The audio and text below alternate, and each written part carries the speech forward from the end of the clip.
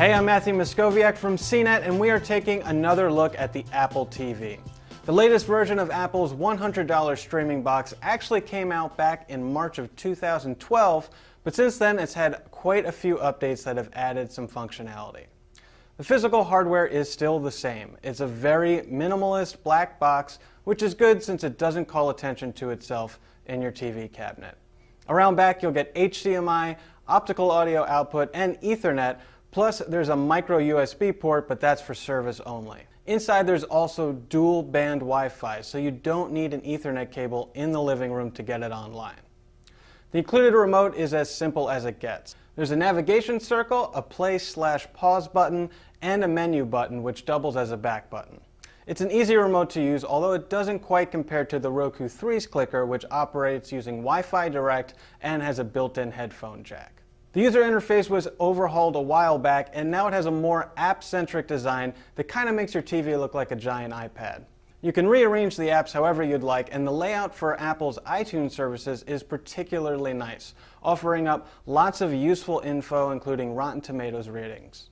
The traditional knock against the Apple TV is that it's short on apps, but that's not really fair anymore. Apple has added a lot of services to its box, and most of the major ones are covered, like Netflix, HBO Go, Hulu+, YouTube, MLB.tv, and Watch ESPN. There are still some notable exceptions, particularly Amazon Instant, but I think most buyers will be perfectly satisfied with Apple TV's current slate of services. The Apple TV is noticeably light when it comes to streaming music apps, as there's no dedicated support for popular services like Spotify, Rdio, Amazon Cloud Player, and Pandora. However, you can access those services using AirPlay, which is really the Apple TV's killer feature.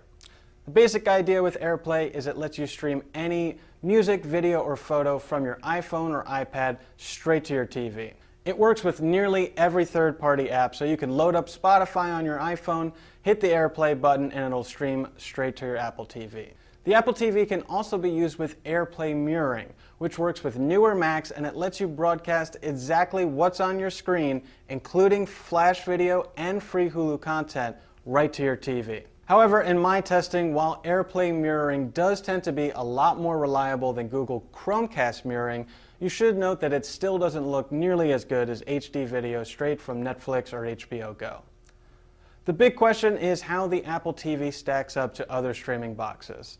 And even with the recent upgrades, the Roku 3 is still my favorite streaming box, as it has more channels, excellent cross-platform search, and that neat remote with the headphone jack.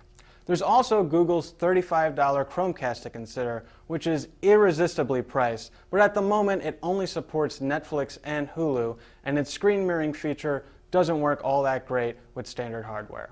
So overall, the Apple TV is an undeniably polished and excellent streaming box, and if you're heavily invested in the Apple ecosystem with a lot of iTunes content and iOS devices, it's well worth the $100 price. But if you're not heavy into Apple gadgets, the Roku 3 is still the better buy, although the two boxes are awfully close these days. I'm Matthew Moscoviak, and this is the Apple TV.